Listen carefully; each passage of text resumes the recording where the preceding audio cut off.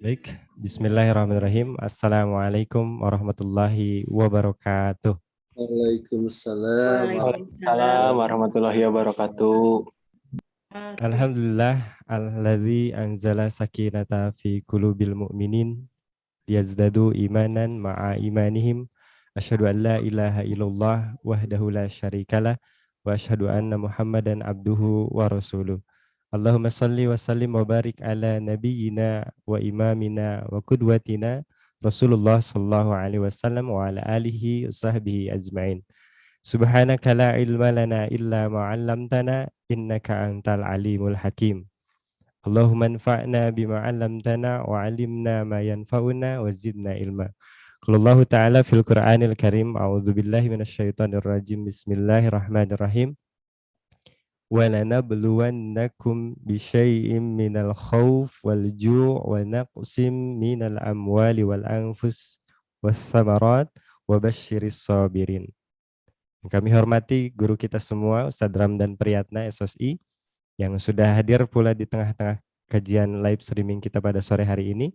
Semoga Allah senantiasa menjaga guru-guru kita, senantiasa memberikan keberkahan untuk semua aktivitas guru-guru kita, keberkahan pada diri, keluarga, keturunan, seluruhnya, dan semoga ilmu yang akan disampaikan nanti bermanfaat untuk kita di dunia maupun di akhirat.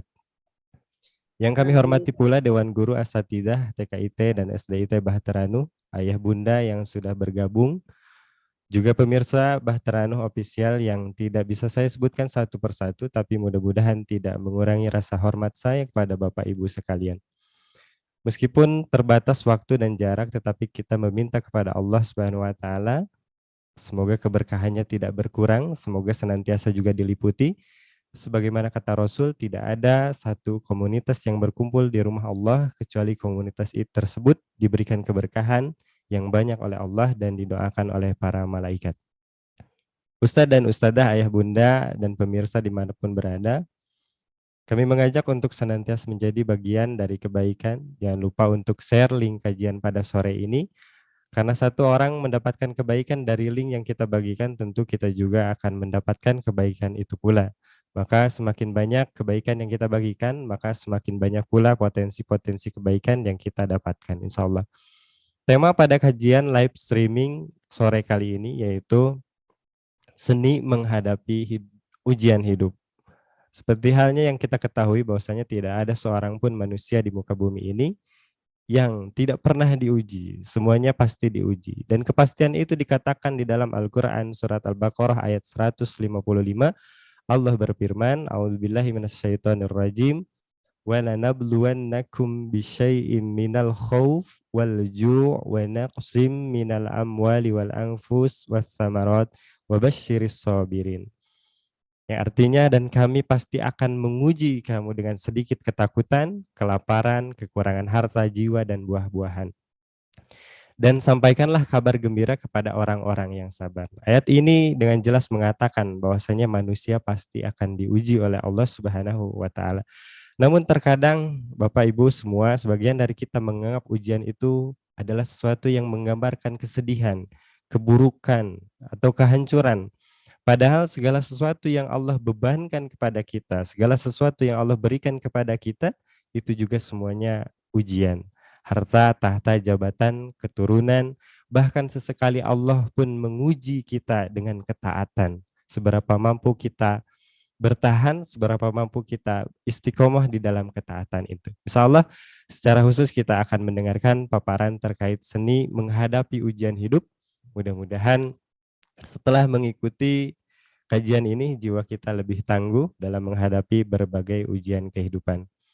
Teruntuk itu, mari kita buka kajian pada sore hari ini dengan membacakan basmalah bersama-sama.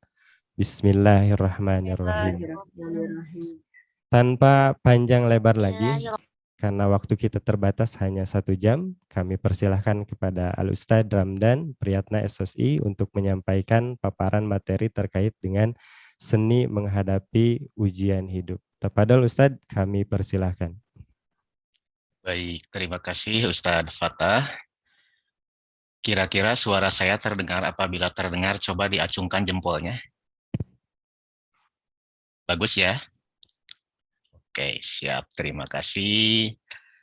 Bismillahirrahmanirrahim. Assalamualaikum warahmatullahi wabarakatuh. Hamdan wa syukronillah. Asyhadu an la ilaha illallah wahdahu la syarikalah. Wa asyhadu anna Muhammadan abduhu wa rasuluh amma ba'd. Allahumma bika amsayna wa bika nahya wa bika namutu wa ilaikan nusyur.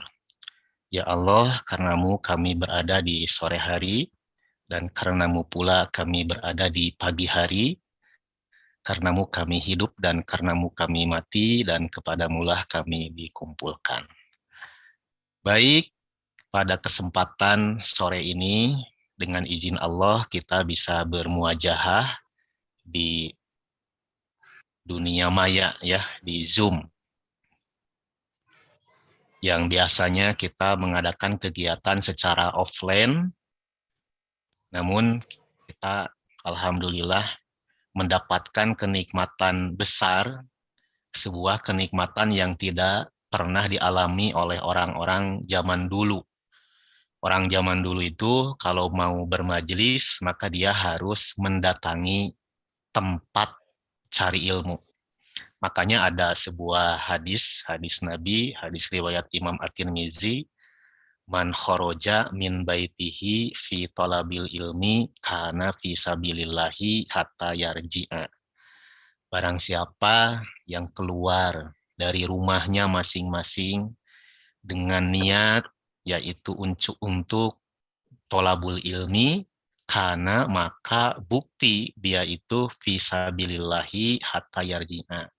Dia insya Allah terkategori fisabilillah di jalan Allah sampai dia pulang kembali. Tapi kalau kita kan di rumah masing-masing, tidak keluar gitu. Apakah kita itu termasuk di jalan Allah atau tidak? Karena kita tidak keluar. Maka makna hadis ini bisa kita berikan makna yang lebih luas. Bahwa intinya orang itu keluar karena dalam rangka mencari ilmu. Kita juga walaupun di rumah, maka ada upaya yang kita lakukan. Harus menyiapkan kuota, harus menyiapkan, membukakan HP, harus menunda kegiatan-kegiatan yang lainnya. Semoga saja kita pun masih terkategori ke dalam hadis riwayat Imam At-Tirmizi tadi, yaitu kana fisabilillahi hatta yarji'a. Baik, Bapak Ibu guru, terus juga ayah dan bunda, termasuk juga para jamaah secara umum. Pada kesempatan sore ini luar biasa yang hadir ada 57 orang saya cek, dan di YouTube mungkin ada beberapa orang ya, insya Allah. Pada kesempatan ini kita akan membahas yaitu terkait dengan seni menghadapi ujian hidup. Saya akan share screen dulu ya. Oke. Terlihat teman-teman semuanya? Terlihat. Alhamdulillah. Tunggu ya bentar. Nah ini, mohon dibaca dulu oleh siapa nih ya? Ustadz Agus Saripudin yang mumpung lagi unmute. Coba apa? Seni menghadapi ujian hidup, live Zoom meeting, dan YouTube. Siap. Iya, terima kasih. Ustadz Agus dan teman-teman yang lain agar lebih fokus, tidak bocor, silahkan di-mute lagi. Silahkan. Teman-teman yang lain juga. Nah, begitu.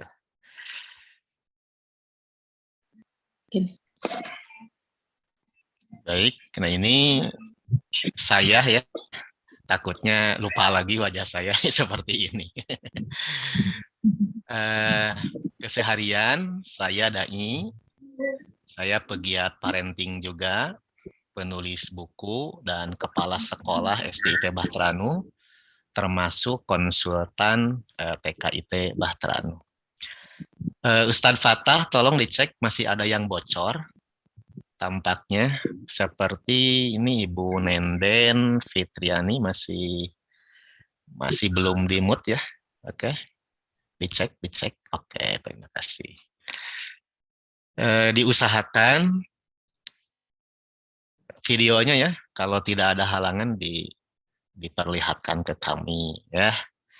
Dan saya doakan mudah-mudahan diberikan pahala dan rezekinya berlimpah ya. Nah ini jangan disangka ngaku-ngaku, Pak Ramdan ngaku-ngaku bikin buku. Saya bikin buku ini satu, jodohku sudah dekat. Ini diperuntukkan oleh para kaum muslimah ya secara khusus.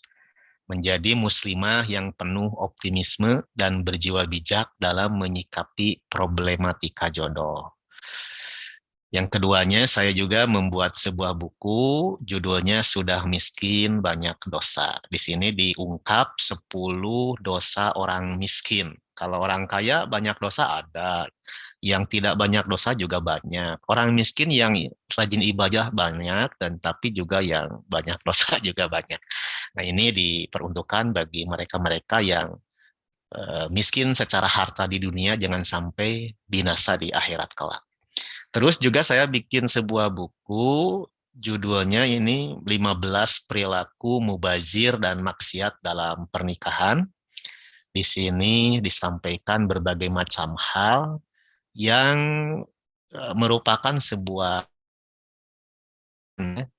banyak ibadah pernikahan yang seharusnya menjadi pahala tapi berubah menjadi setumpuk dosa. Ada lagi buku yang lain, nah ini jadi buku yang terbit di tahun 2021.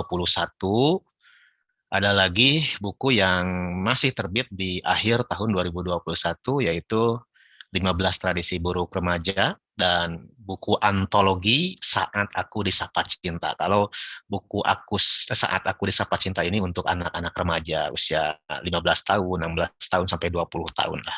Anak-anak kuliah juga masih bisa.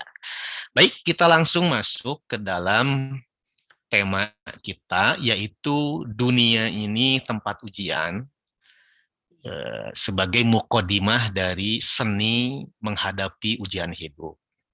Teman-teman sekalian, secara fakta juga kita merasakan bahwa tidak ada seorang pun yang merasakan kebahagiaan tanpa berkesudahan di dunia ini. Termasuk juga ketika mereka ditimpa kesedihan, itu tidak terus-menerus. Intinya realitas dunia ini suatu saat kita mendapati hamparan permadani, tapi di saat yang lain kadang kita menemukan bentangan onak dan duri, gitu ya. Nah, terkait dengan dunia sebagai tempat ujian ini, banyak dalil yang menegaskannya. Di antaranya yang disebutkan tadi oleh host, oleh Ustadz Fatahillah, yaitu Al-Quran Surat Al-Baqarah 155. Ini juga di antaranya surat Al-Mulk, ayat kedua, A'udzubillahi minasyaitonirrajim, alladzi khalaqal mauta wal hayata liyabluwakum ayyukum ahsanu amala wa huwal azizul ghafur. Allah, dialah yang menjadikan mati dan hidup supaya dia menguji kamu siapa di antara kamu yang lebih baik amalnya. Dan dia maha perkasa lagi maha pengampun. Jadi dalam Al-Quran surat Al-Mulk ayat kedua ini jelas bahwa hidup dan mati ini merupakan ujian dari Allah Subhanahu wa Ta'ala.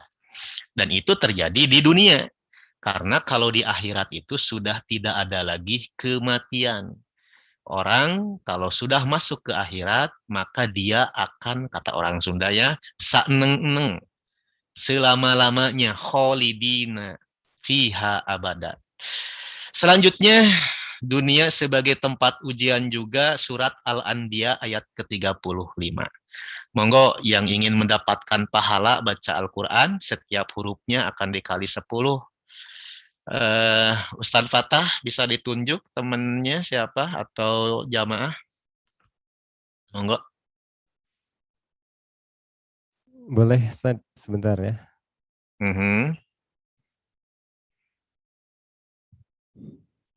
Biar interaktif. Ustadz Agus tadi sudah, alhamdulillah, bacakan judul ya Ustadz.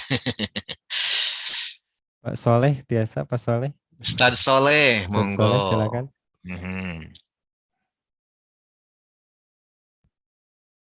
Di unmute dulu Ustadz.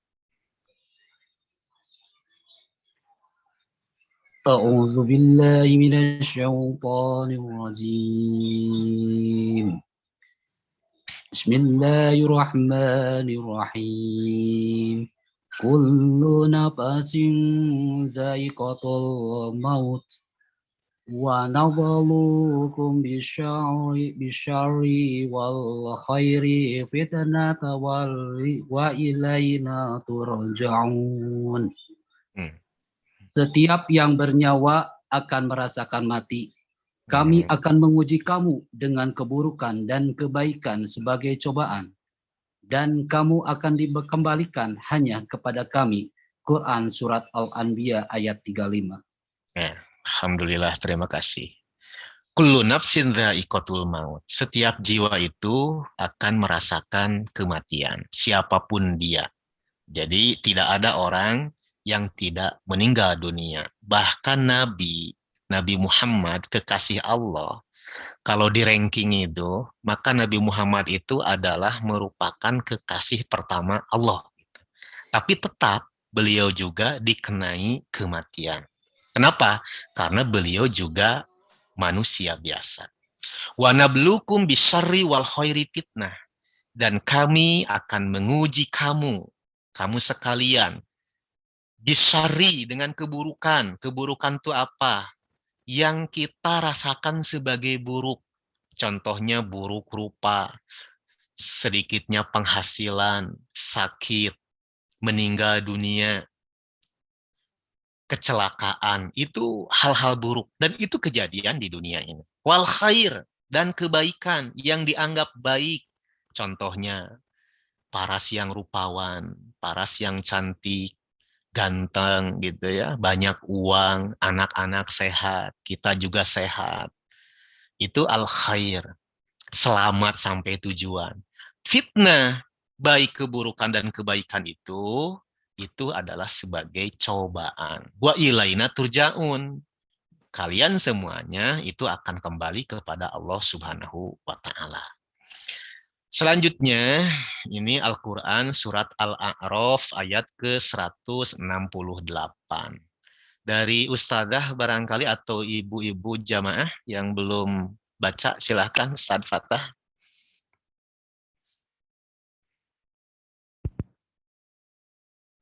Boleh Bunda Jahra. Bunda Jahra, monggo silahkan.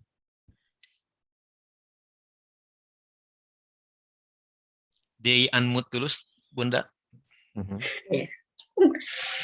Bismillah. A'udzu billahi minasyaitonir rajim. Bismillahirrahmanirrahim. Wa balawnahum bil hasanati wasayyati la'allahum tarji'un. Dan kami coba mereka dengan nikmat yang baik-baik dan bencana yang buruk-buruk agar mereka kembali kepada kebenaran. Surah Al-A'raf ayat 168. Alhamdulillah. Wa balawnahum bil hasanati wasayyi'at. Dan kami mencoba mereka, menguji mereka bil hasanati, dengan kebaikan-kebaikan, wasayyi'at, dan keburukan-keburukan.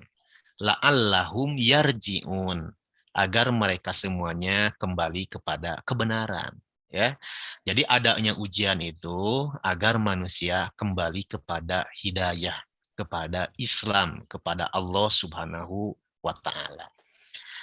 Banyak ya. Nah, ini yang dibacakan oleh Ustadz Fatah tadi, walanabluwannakum bisyai'im minal khaufi wal ju'i wa naqsi minal amwali wal anfusi was samarat wa basyiris sabirin. Ada lagi, wah luar biasa. Ini sebetulnya hanya beberapa. Kalau kita buka Al-Quran, itu ratusan ayat yang menyampaikan bahwa dunia ini tempat ujian. Ini Al-Quran Surat Al-Balad ayat keempat. Laqad khalaqnal insana fi kabad. Sungguh, kami telah menciptakan manusia berada dalam susah payah. Artinya apa? Manusia itu semenjak dia lahir sampai dia mau wafat, maka dalam kondisi menderita, dalam kondisi susah payah. Gitu. Ya. Kalau kita dalam ungkapan bahasa Arab ada seperti ini. As-samak filma. Ikan itu ada di dalam air.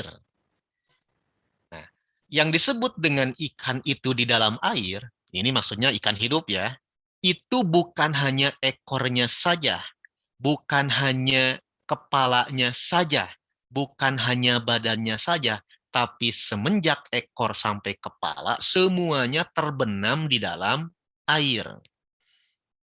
Menunjukkan apa? Ini sebagai sebuah ibarat bahwa manusia itu dalam kesehariannya tenggelam dalam ujian demi ujian. Ustadz, saya merasa tidak diuji. Diuji. Karena ujian itu ada al-hasanat was-sayyiat. Ada dalam bentuk kebaikan, ada dalam bentuk keburukan. Kalau ayah, bunda, para rekan-rekan semuanya misalnya dalam kondisi sehat, nah sehat itu adalah ujian gitu. Saya sakit Ustadz, itu juga ujian. Jadi semuanya tenggelam dari semenjak dia lahir sampai dia wafat. Makanya Bu ya, ada anak yang baru lahir tapi sakit-sakitan. Harus diopnam, harus diinkubator. Dosa apa dia coba? Tidak punya dosa apa-apa. Tapi kenapa oleh Allah diberikan rasa sakit? Harus bolak-balik ke dokter. Karena memang dia manusia, dan manusia itu akan dikenai ujian. Ujian dalam bentuk kenikmatan, dan ujian dalam bentuk musibah. Ibnu Qayyim al-Jauziyah, beliau menyampaikan, ujian adalah sunnatullah yang bersifat kodrati. Kodrati itu ya sunnatullah nutidituna gitu. Cobaan yang tidak menyenangkan diri harus ada. Tak seorang pun yang terlepas dari cobaan tersebut sama sekali. Nah beda Bu ya, nanti kalau ibu bapak masuk surga sudah tidak ada lagi al-alam, rasa sakit, wal ahzan, rasa sedih. Pokoknya dari detik ke detik itu nikmat. Makanya kenapa Allah mengadakan surga? Sebetulnya surga itu adalah puncak kebahagiaan. Tidak temporal, selalu bahagia, hakiki. Ya, seperti itu. Nah, pertanyaannya, mengapa harus ada ujian? Kalau kita sebagai manusia ada ujian, contohnya ujian nasional gitu ya. Karena memang kita sebagai orang tua, sebagai guru itu tidak tahu anak ini bisa nggak nih? Kan kita udah ajari nih selama 1 semester.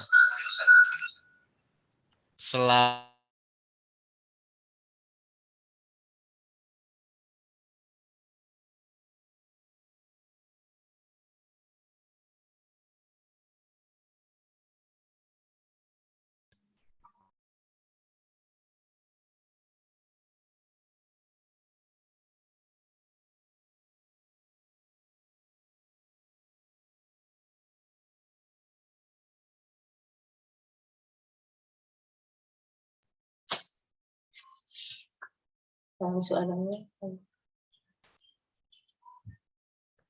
Ustadz, tidak ada suaranya Ustadz.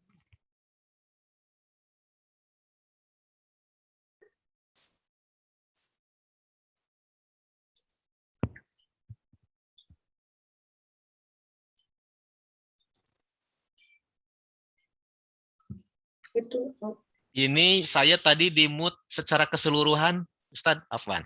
Ya. Oke, diulangi.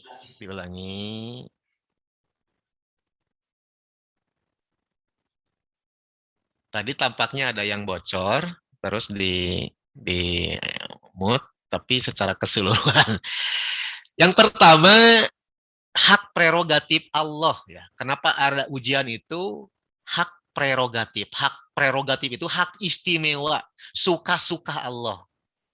Seperti ibu kalau mikir mengapa subuh tuh sholatnya 2 rakaat, maghrib 3 rakaat, isya 4 rakaat, itu jawabannya suka-suka Allah.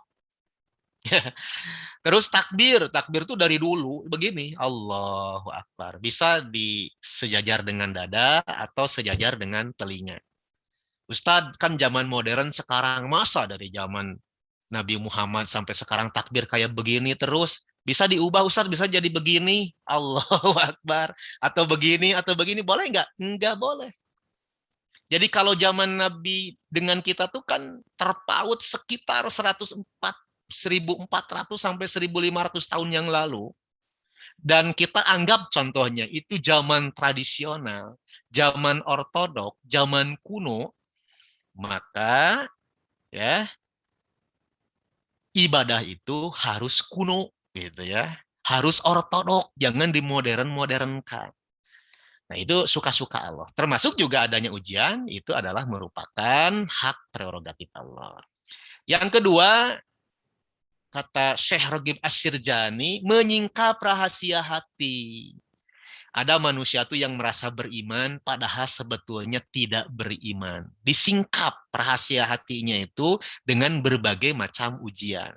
Siapa yang ngaku-ngaku dia itu beriman, nih dikasih ujian, kuat enggak?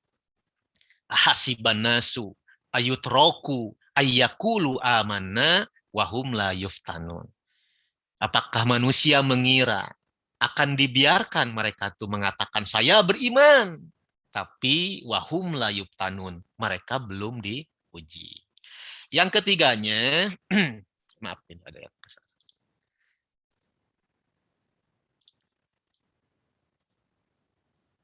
Kamu tahu derajat. Jadi ada untuk kepentingan Allah, untuk kepentingan kita. Ini kata Syekh Ahmad Abdul Ghaffar, kita tuh jadi tahu, oh saya tuh ternyata ketika dikasih kenikmatan bersyukur loh. Oh ternyata ketika saya dikasih musibah bersabar loh. Ada juga orang yang ketika dikasih musibah, kecelakaan contohnya, dia tidak bersabar. Nah, jadi yang butuh dengan adanya ujian tuh kita sendiri loh. Gitu ya. Dan yang keempat, agar kita semuanya tidak merasa dijalimi. Wa annallaha laisa biddolamin lil abid. Dan Allah itu tidak akan pernah dolim kepada hambanya. Surat Ali Imran 182. Jadi artinya, yang ada orang yang dia itu merasa sudah bersabar. Pas masuk ke alam akhirat, kok tetap masuk neraka ya saya? Nah, Allah menyampaikan, Allah tidak pernah berbuat zalim. Kamu tuh tidak bersabar ketika mendapatkan musibah. Kamu tuh tidak bersyukur ketika mendapatkan kenikmatan. Oh iya ya, akhirnya tidak ada seorang pun yang merasa dizolimi oleh Allah Subhanahu wa Ta'ala. Ini kenapa harus ada ujian.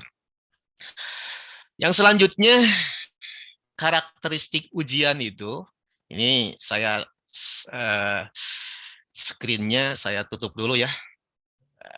Oke. Jadi karakter ujian, watak ujian tuh yang pertama harus sulit.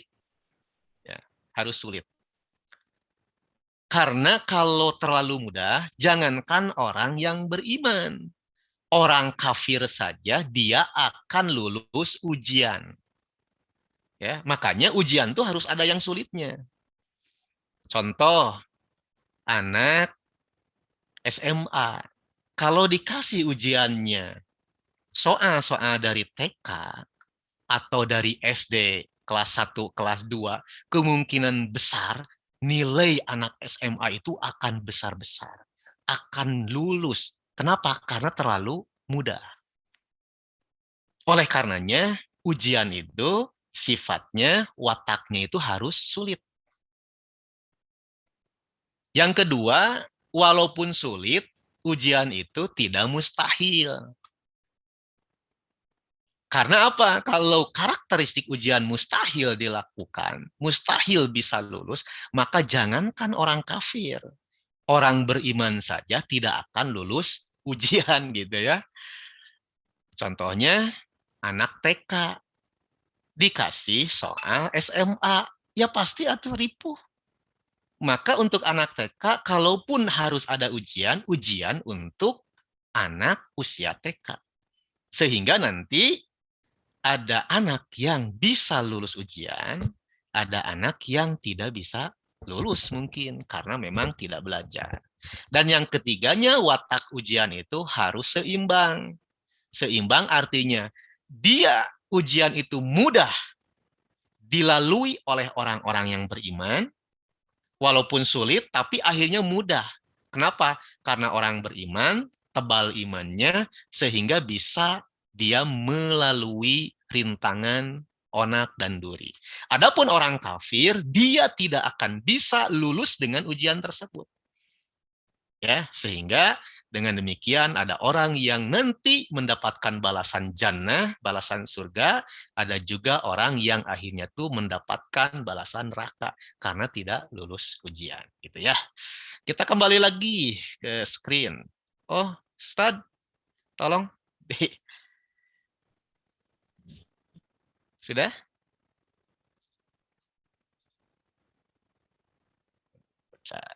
Mau share screen lagi ya. Oke. Nah, itu. Nah, ini. Harus sulit, tidak mustahil, dan seimbang. Sekarang kita masuk pada 7 ujian Allah untuk manusia. Waduh, ini sebetulnya belum berapanya ya, tapi sudah kurang lebih 40 menit. Yang pertama, ujian manusia itu, ujian Allah itu untuk manusia ada dalam bentuk perintah. Contohnya, perintah iblis untuk sujud kepada Adam. Itu ujian untuk iblis. Dan iblis aba wastakbaro wa kana minal kafirin. Enggan. Ya, tidak mau untuk sujud kepada Adam. Bahkan dia mengatakan ana khairum minhu. Saya lebih baik daripada Adam. Khalaqtani min nar wa khalaqtahu min tin. Aku diciptakan dari api, sedangkan Adam diciptakan dari tanah. Dalam logika iblis, bahwa api itu lebih unggul daripada tanah. Gitu. Padahal sebetulnya enggak begitu juga ya. Bisa jadi justru tanah itu bisa memadamkan api. Bisa lebih bagus daripada api. Nah, iblis diperintah untuk sujud kepada Adam, dia enggan. Maka dia tidak lulus ujian. Siapa lagi yang diuji kira-kira? Nabi Ibrahim diuji untuk menyembelih Ismail. Perintah Allah ini dilaksanakan, ya. Tapi hampir saja memang Ismail disembelih. Tapi akhirnya diganti dengan seekor gibas atau domba besar ya, seperti itu. Ini sampai ada orang yang mengatakan ini tuh sebetulnya prank dari Allah kepada Nabi Ibrahim. Cenanya Nabi Ibrahim disuruh untuk menyembelih Ismail. Lalu Nabi Ibrahim tuh sempat galau, nanya kepada anaknya, ya bunaya ini arofil manam anni adbahuk fangdur madataro. Bagaimana nih pendapat kamu? Bahkan Nabi Ismail mengatakan, ya abati if'al ma tu'mar satajiduni insyaallah minas sabirin. Tenang saja, wahai abah, wahai ayahku, wahai abi, lakukan apa yang diperintahkan oleh Allah, engkau akan mendapatiku sebagai orang yang sabar. Ketika mau disembelih, diganti oleh malaikat. Ya, ini prank nanti Allah. Saya nggak berani menyebutkan prank. Ya, terus yang selanjutnya larangan. Jadi ujian Allah untuk manusia itu ada dalam bentuk larangan. Tekenging dahar babi, mabok, zina, riba gitu ya. Itu larangan-larangan. Sebetulnya makanan yang dilarang oleh Allah itu lebih sedikit dibandingkan yang dihalalkan. Ya, oke, perhatikan. Dan untuk apakah sebuah makanan itu diharamkan atau dihalalkan oleh Allah, tidak usah kita nyari perintah. tidak akan ketemu perintahnya kita makan singkong, makan comro gitu ya, makan naon teh bubur sumsum. Moal aya teh larangan. Maaf, moal aya perintahna. Tapi kan tidak ada larangannya. Makanya dalam kaidah usul fikih al-aslu fil muamalah al-ibahah. Asal dalam urusan keduniaan mah muamalah itu boleh. Illa madala dalilu ala tahrimihi, kecuali ada dalil yang mengharamkannya, ada dalil yang melarangnya baru gitu. Ya, larangan. Kita dilarang ini dan sebagainya. Kenapa? Ujian. Kenapa Allah menciptakan babi? Sedangkan babi tidak boleh dimakan oleh umat Islam. Karena itu sebagai batu ujian. Larangan itu. Yang ketiga, kenikmatan hidup. Ya, orang yang diberikan kenikmatan hidup tadi rupawan, banyak uang, tidak pernah sakit gitu ya. Fir'aun, Bu, itu saya baca dalam sebuah kitab, namanya kitabnya itu Al-Ibtila Tathirun wa Ni'matun Mirabbil Ardi Wassama. Fir'aun itu pernah pilek-pilek acan, Ibu. Kan Ibu mah sautak-sautiknya ingsrek-ingsrek kan. Ustadz ya teh nuju pilek. Itu Fir'aun diberikan kenikmatan luar biasa, enggak pernah sakit, pernah pilek-pilek acan, tapi dia diuji seperti itu enggak bisa dengan kenikmatan. Ada yang diberikan kenikmatan hidup tuh dia bersyukur. Sulaiman, Nabi Sulaiman alaihissalam ya. Yang keempatnya musibah, kena longsor, itu yang jamaah. Ada yang sifatnya tuh personal, sakit seorang diri gitu ya. Kecelakaan seorang diri, dan hal-hal yang jelek lainnya itu terkategori musibah. Itu juga ujian. Ada yang bersabar, ada juga yang aral. Yang kelimanya, kezaliman orang lain.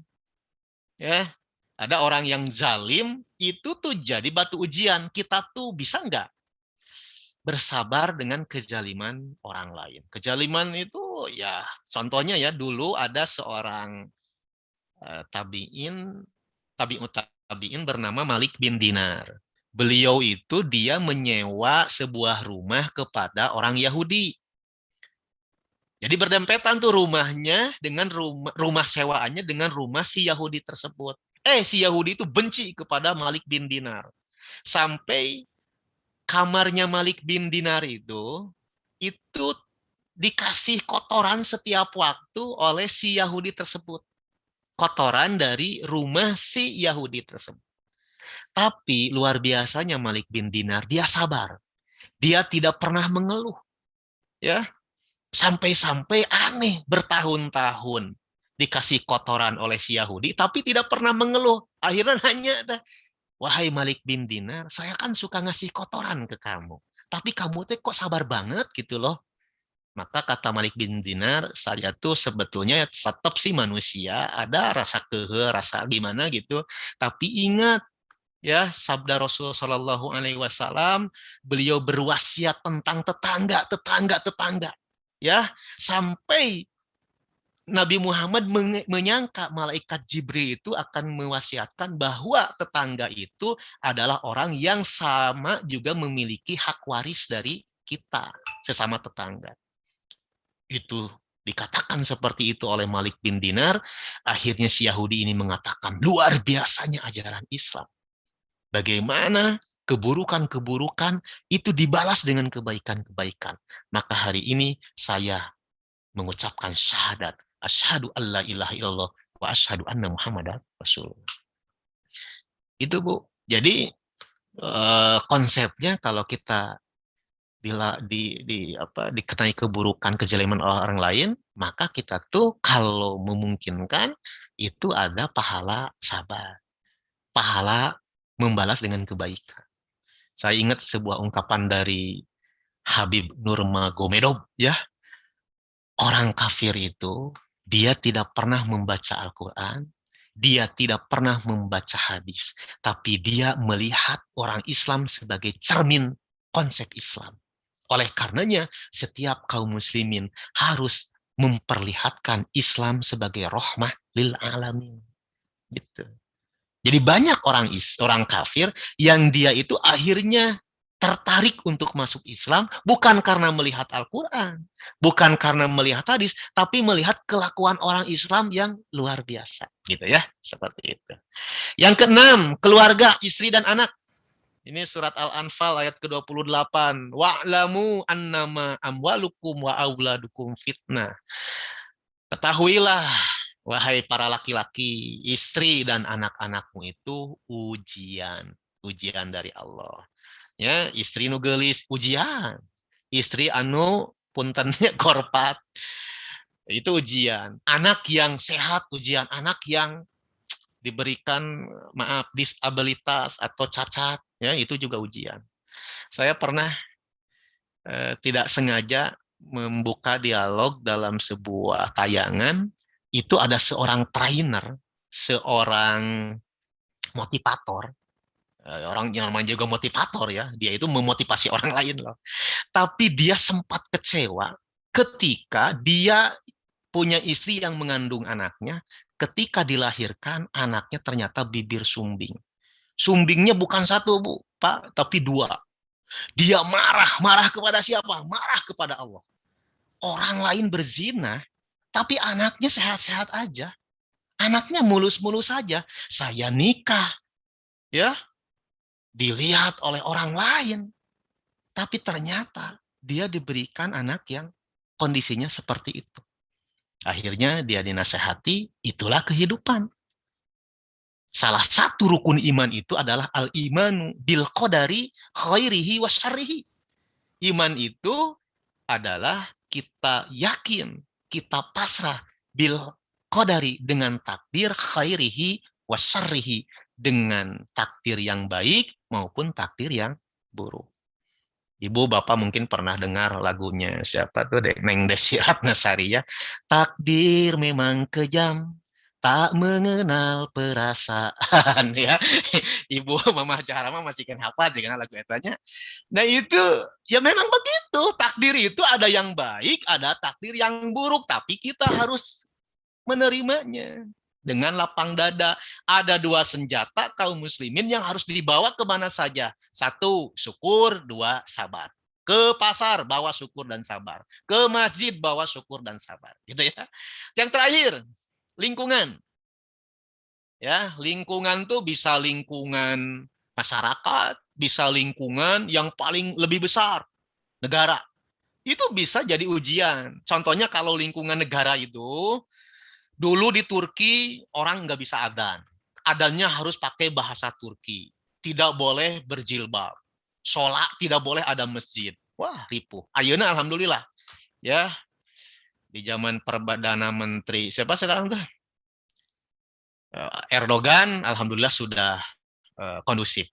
Atau seperti sekarang di India.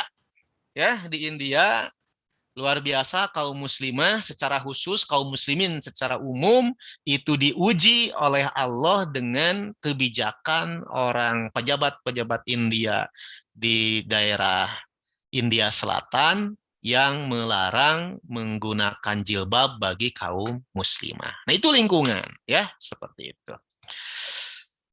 Siapa yang paling berat ujiannya? Ada yang bisa jawab nggak kira-kira? Saha anu paling abot ujianana? Monggo. Para nabi dan rasul. Masya Allah, Ustadz Saifuddin. Para nabi dan rasul. Ada pertanyaan penting. Mengapa nabi dan rasul itu berat ujiannya? Padahal kalau kita baca surat Asy-Syura ayat ke-30, wa ma asobakum min musibatin fabima kasabat aidikum. Ya. Dan tidaklah terjadi musibah kepada seseorang illa bima kasabat aidikum, kecuali karena kasab yang kalian lakukan sendiri. Dosa di sini tuh maksudnya dosa yang kalian lakukan. Jadi adanya musibah, adanya ujian itu karena dosa. Dalam surat Asy-Syura. Tapi mengapa Nabi dan Rasul yang notabene tidak punya dosa, ujiannya berat? Ya, ini memang benar. Di dalam hadis dinyatakan ada seorang sahabat yang bertanya kepada Rasul, "Ya Rasulullah, ayun nasi asaddu bala?"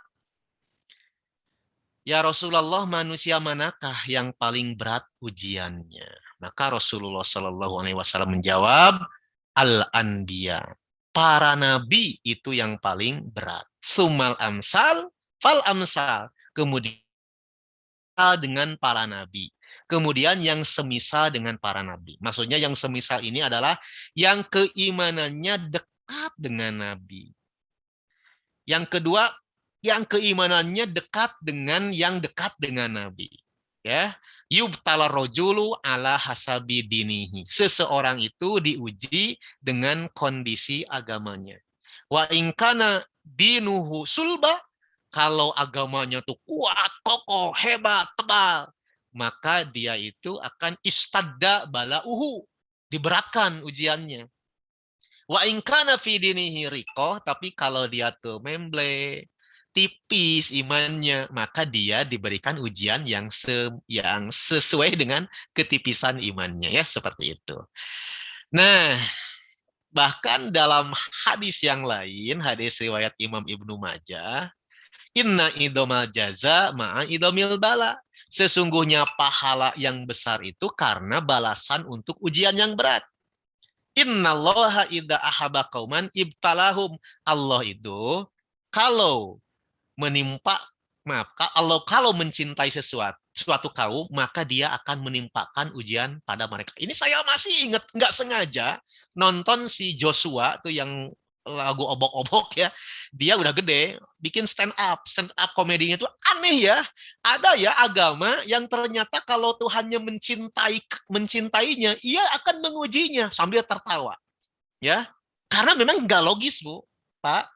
Logisnya itu kalau manusia itu cinta kepada anaknya, itu wah luar biasa, dimanja, dikasih itu, dikasih ini. Kalau disakiti oleh orang lain sedikit pun marah, kan begitu manusia. Tapi kalau Allah ternyata kehendaknya berbeda. Ketika dia mencintai satu kaum, justru dia akan menimpakan ujian kepada mereka. Faman rodiya palahumur ridho, waman sahito palahumus suhat.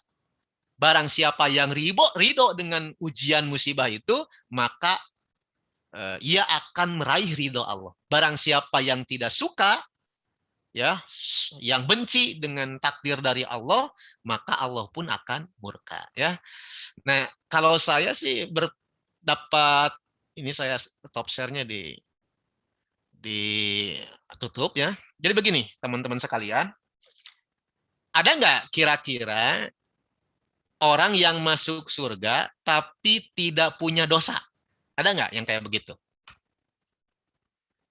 Dijawab silakan. Ini hanya 5 menit lagi.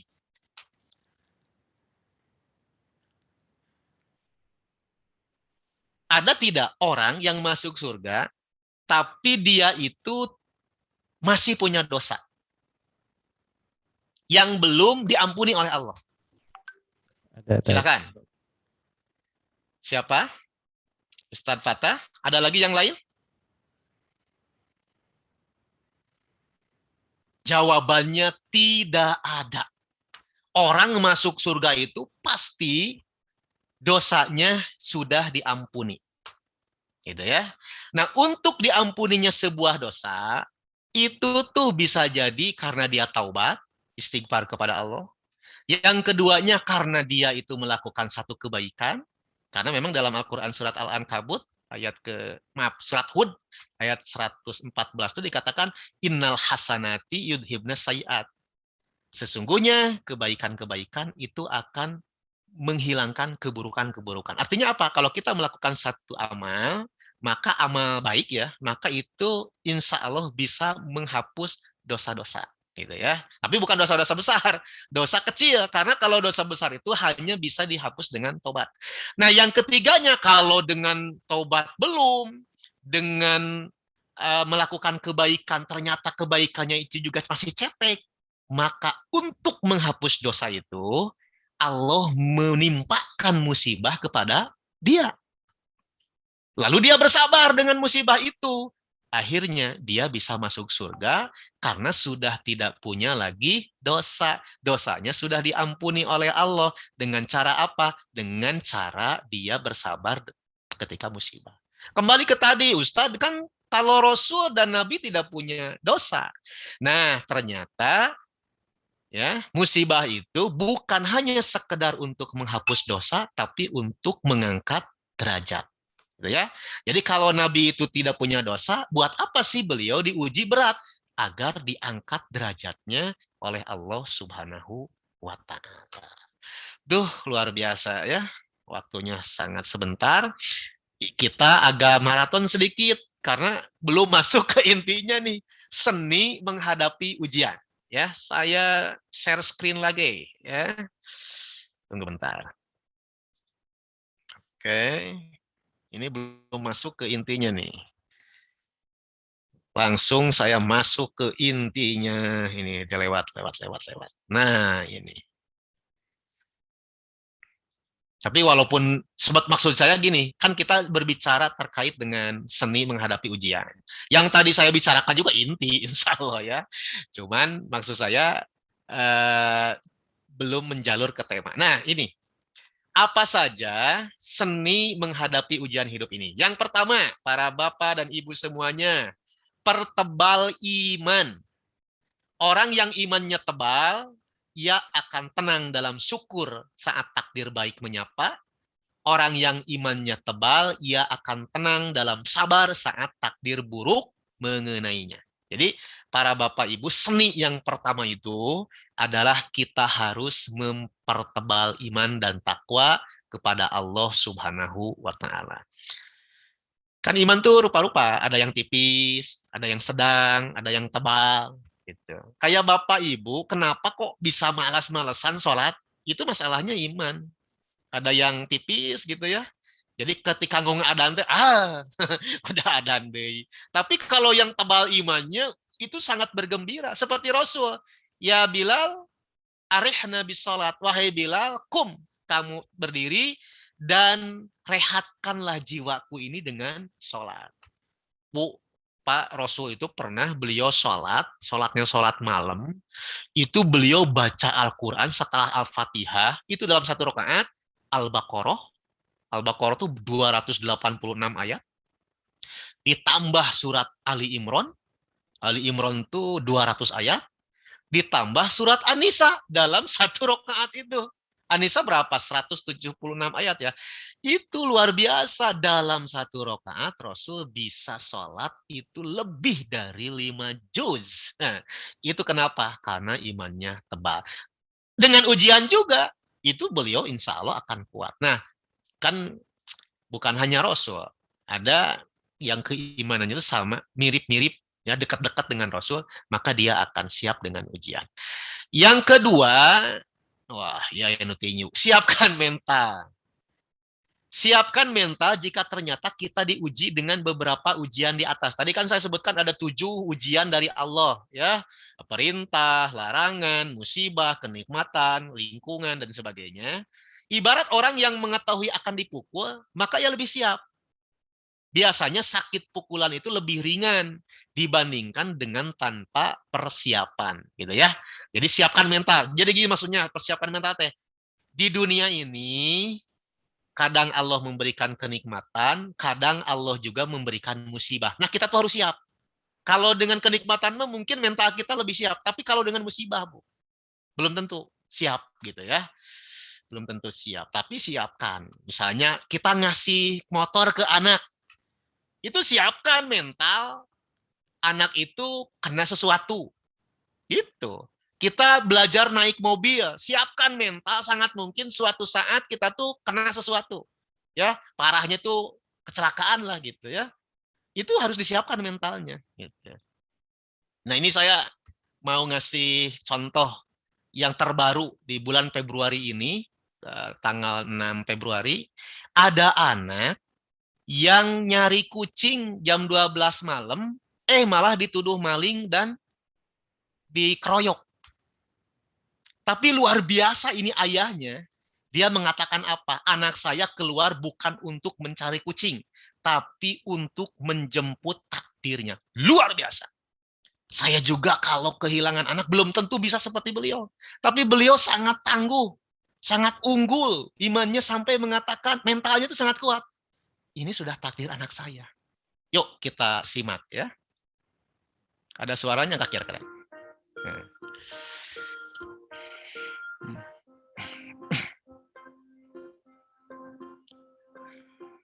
Lutfi Erlangga Hafid itu menjadi korban penganiayaan.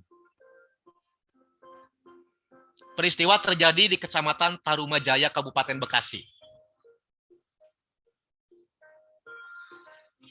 Tewas diteriaki maling saat cari kucing. Orang tua korban berkata apa? Anak saya keluar untuk jemput takdirnya. Luar biasa. Abdul pada malam kejadian berada di rumah. Ia tidak mengetahui anaknya keluar. Ia tidak begitu yakin anaknya keluar rumah sekedar mencari kucing. Tetapi dia yakin Angga keluar rumah saat malam kejadian untuk menjemput takdirnya. Luar biasa.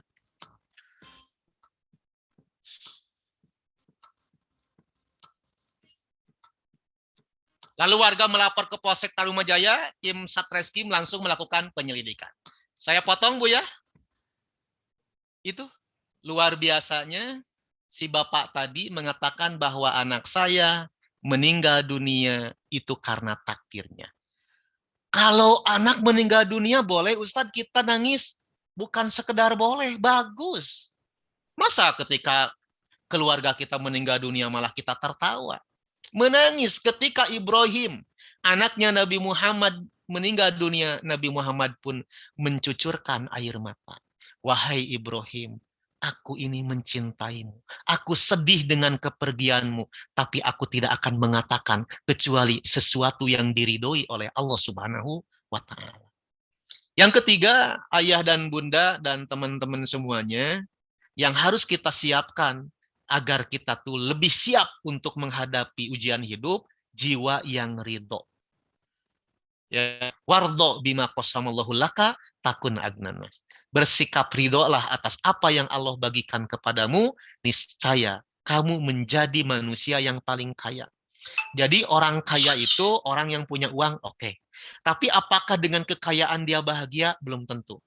Tapi orang yang dia itu kekayaannya, hartanya tidak begitu banyak, biasa-biasa saja, tapi dia memiliki sifat qanaah, merasa cukup dengan pemberian Allah, maka dialah orang yang paling kaya.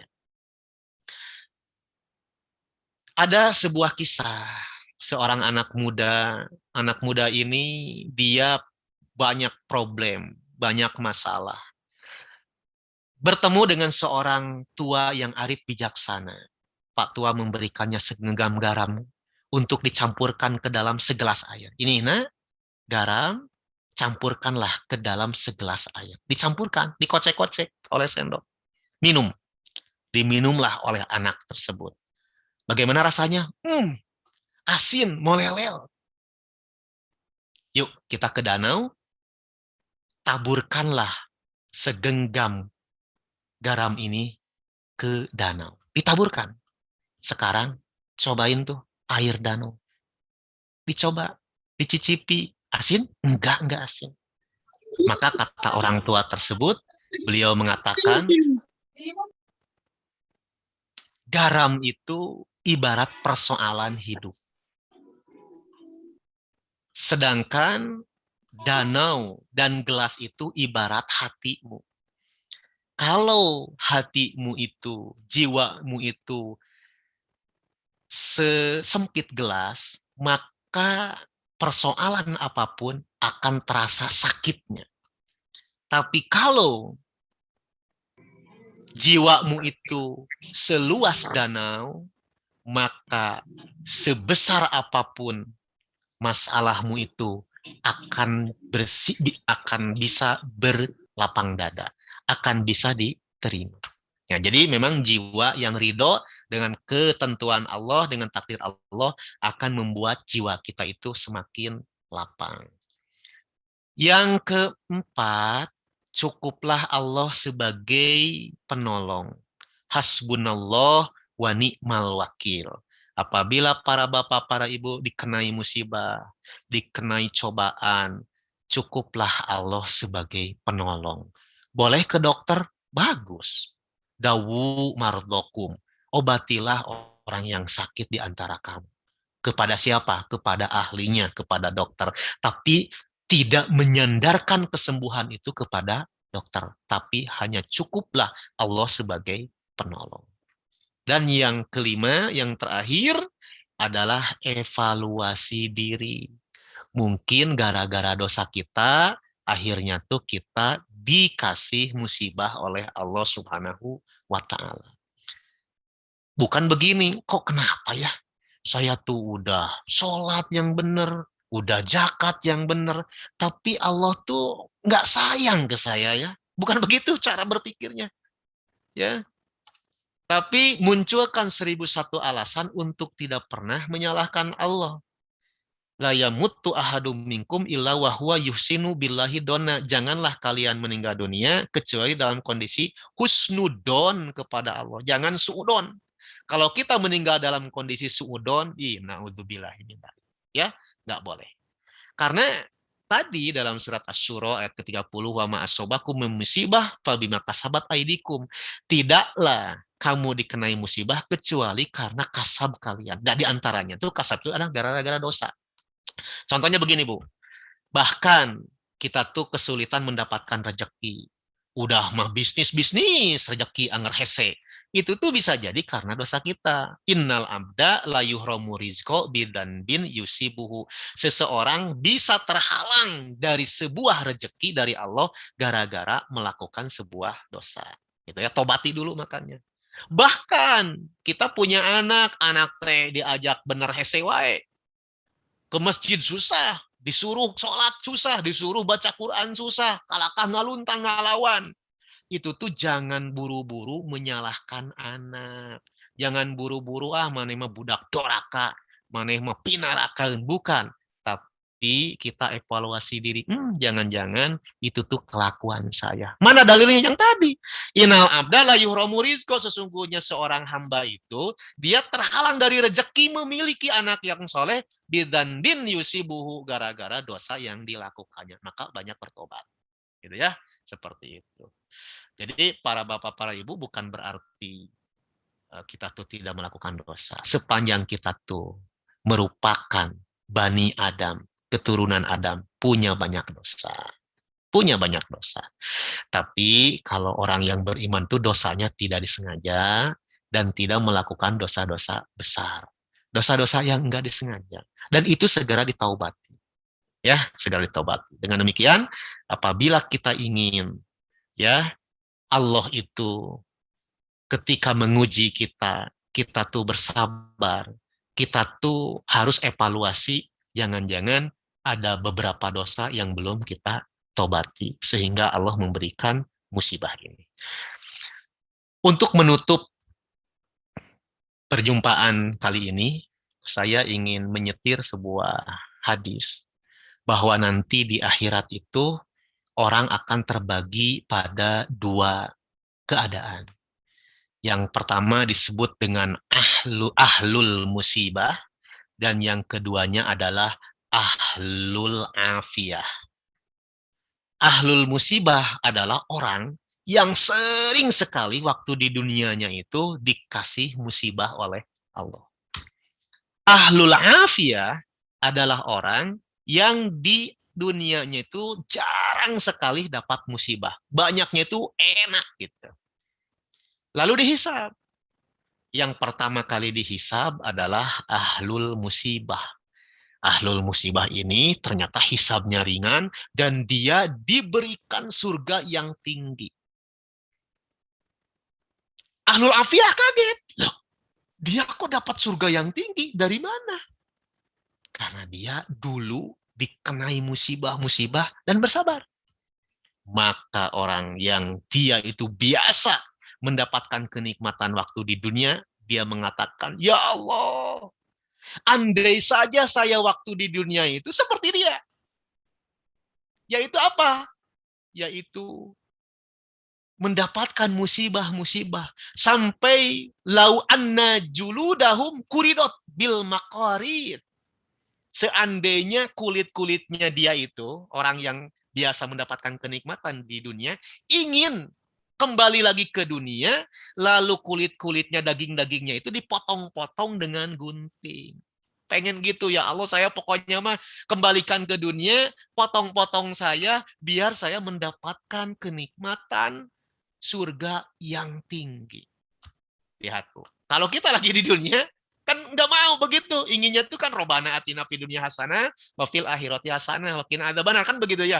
Pokoknya mah nikmat dunia, nikmat akhirat gitu. Itu juga bagus. Cuman ini menunjukkan bahwa ahlul musibah itu mendapatkan keunggulan nanti di akhirat apabila dia bersabar. Artinya apa? Ketika kita dikenai musibah, dikenai bencana, itu longsor, itu banjir, dan sebagainya, maka tidak ada cara yang lain kecuali kita tuh harus bersabar, yang dengan kesabaran itu insya Allah akan berbalas jannah, berbalas surga.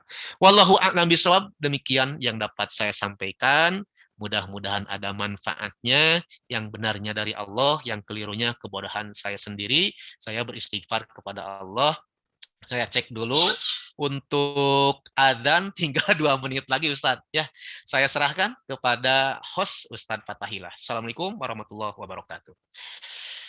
Waalaikumsalam warahmatullahi wabarakatuh. Ustadz, jazakumullah khairan kasiron. Terima kasih atas ilmu yang telah disampaikan yang begitu luar biasa sekali.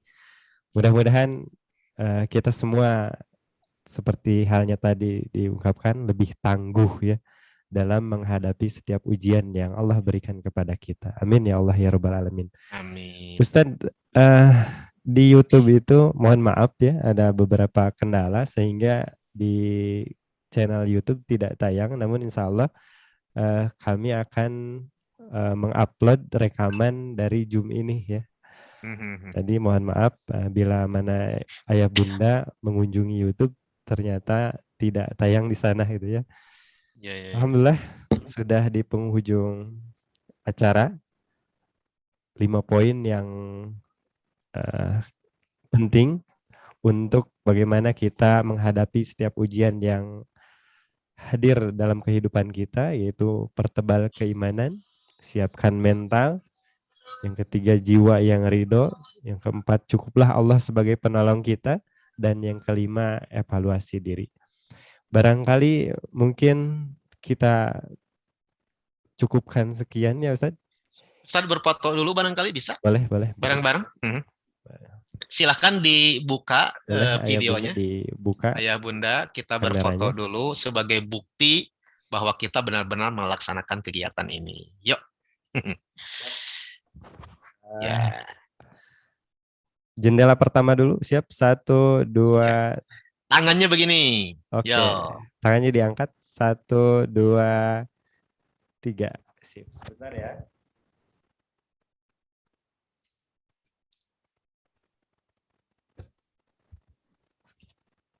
Oke, yang kedua. Masih tangannya seperti itu. Tangannya diangkat. Oh, diangkat. Siap. 1, 2, 3. Siap. Tunggu sebentar ya.